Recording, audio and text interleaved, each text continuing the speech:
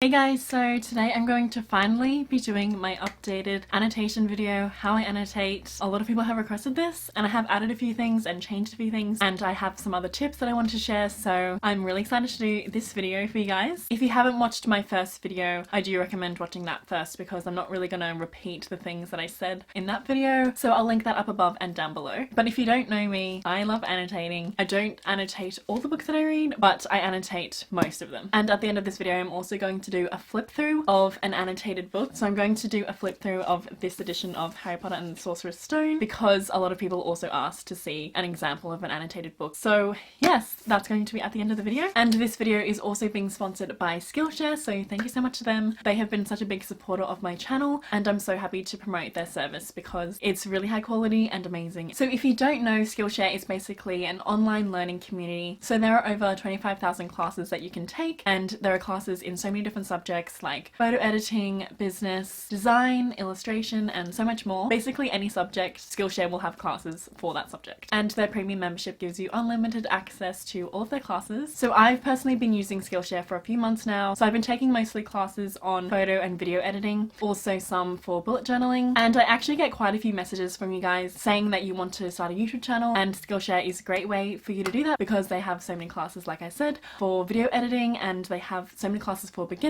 So yeah, I highly recommend Skillshare if you want to learn something new or if you want to improve your skills. It's really affordable because with an annual subscription it's less than $10 a month, and you can actually get 2 months of Skillshare Premium for free if you use the link in my description. It'll be at the top of the description box. But yeah, so I definitely recommend using that. And yeah, so thank you so much once again to Skillshare for sponsoring this video, and now let's just get into the video. So in my last video I had one annotation pencil case, now I have two, and these aren't my like forever annotation pencil cases. Oh, if I'm getting so into detail about the pencil cases. And if you're wondering where these are from subscription boxes, so I don't think you can buy them. I have one pencil case for all of my pens and my highlighters, and this other pencil case I use to keep my sticky tabs and some post-it notes because, I don't know, I just find it annoying keeping them in the same pencil case.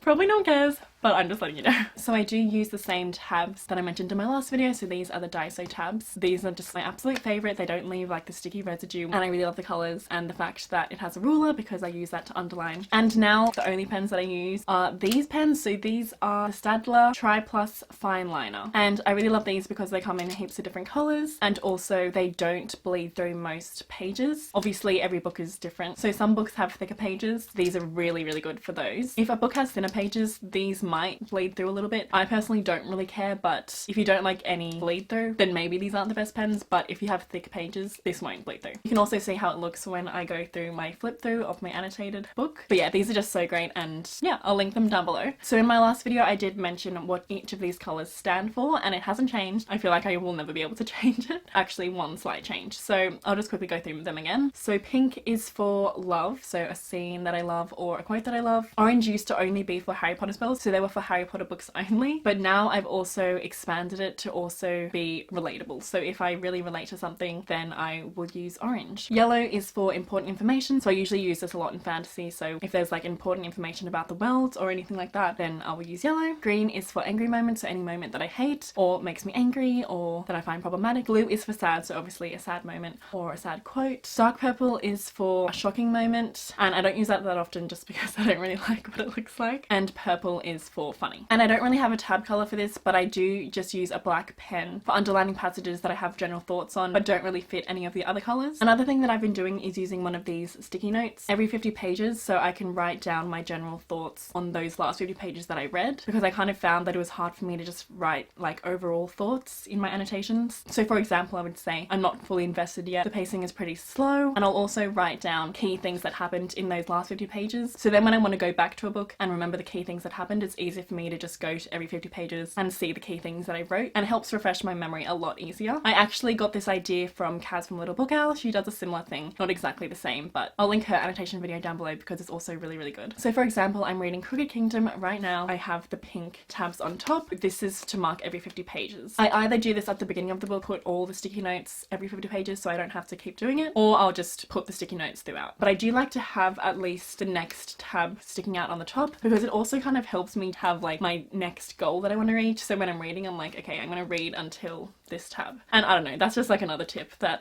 has been helpful for me. I also do this when I'm not annotating a book yet, because I've come to realize that I shouldn't just annotate every single book that I read, because sometimes I end up not liking the book and I want to unhaul it. So what I've been doing is, unless I know 100% that I'm going to love the book, or I definitely want to keep it for whatever reason, I'll start annotating from the beginning. But now with most books, I don't start annotating until I really fall in love with the story and I know I'm definitely going to love it. So before I start annotating, I'll just do the sticky notes every 50 pages, so I can still write down my thoughts, but I can take them out if I don't like the book and I want to get rid of it. Also, for people who want to annotate but they don't want to mark their books, you can also just use pencil and rub it out if you decide you don't want your thoughts written in the book. Another thing I wanted to mention, if you're too lazy to annotate, because obviously sometimes you're just not in the mood and you just want to read, so when I'm not bothered to annotate but I still want to go back and add my thoughts later on, I'll just write down in my phone like page 86 purple and then my thought that I wanted to write, and then when I am bothered to go back and write down my thoughts, I can just refer to that note and then go to the pages and put the tab and write my thought. This is also good when you're reading in the bath, because I can't really annotate in the bath. So when I'm reading in the bath, I'll just use my phone to write down what I need to add in later after my bath. This is also good when you're reading in public, like if you're on the train and you don't really want to take out your whole pencil case on the train and start annotating, you can just once again write it in your phone and add it later on. I also wanted to mention, some people have asked why I don't highlight, and that's because I find it harder to highlight neatly, but I actually have started to highlight some of my favorite quotes and I really like the way that it looks. And I do highlight when I'm reading a non-fiction book or a poetry book, and I do actually annotate those books slightly differently. So for example, this is a poetry book, The Princess Saves Herself in This One by Amanda Lovelace. Love this book, by the way. So yes, this is a poetry book, and as you can see, I only used one tab color, and that's because I find when I read poetry and non-fiction, I just wanted to mark the passages that I really loved, so I didn't really feel the need to have the different colored tabs. So yeah, for poetry and non-fiction, I just choose one tab color, and as you can see, I do like to highlight. And for graphic novels and manga, I actually have started to annotate them. I used to just not annotate them, and I don't always, but sometimes I really feel the need to mark my favorite moments. For example, this is Heartstopper by Alice Oseman, one of my favorite graphic novels. So I do use the tab colors. I don't actually write down my thoughts. Maybe I will in the future, but for now I don't really want to, so I just use sticky notes to write down my thoughts. But yeah, so I've been having a lot of fun with that too. Another thing that I've been doing is putting a post-it note at the beginning of a book to write down character names and just like a general description on them. So if I forget who a character is, I can just go to the front and see who that character is. Especially because I'm the one writing it, I know how I view them, so it helps me remember. This is especially helpful for fantasy novels when there are so many characters. It's hard to keep track sometimes. Another thing I've been doing is at the beginning of the book, I also put the date read and why I read that book if there's a specific reason. So for example, if it's a book that I read for Books with Friends, which is my book club, I like to write that because when I go back to the book, I'm like, oh yeah, I read that for Books with Friends.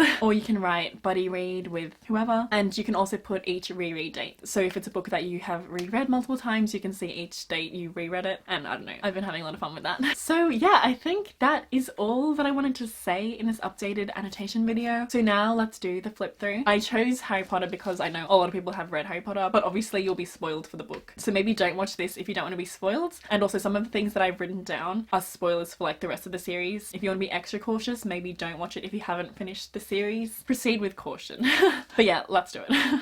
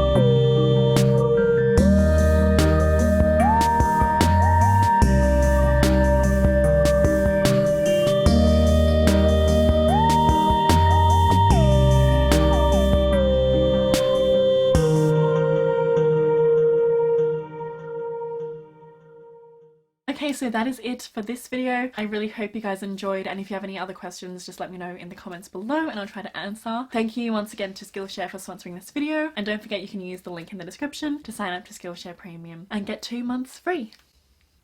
So I hope you guys enjoyed this video. I hope you guys have a good day or night, and I'll see you in my next one.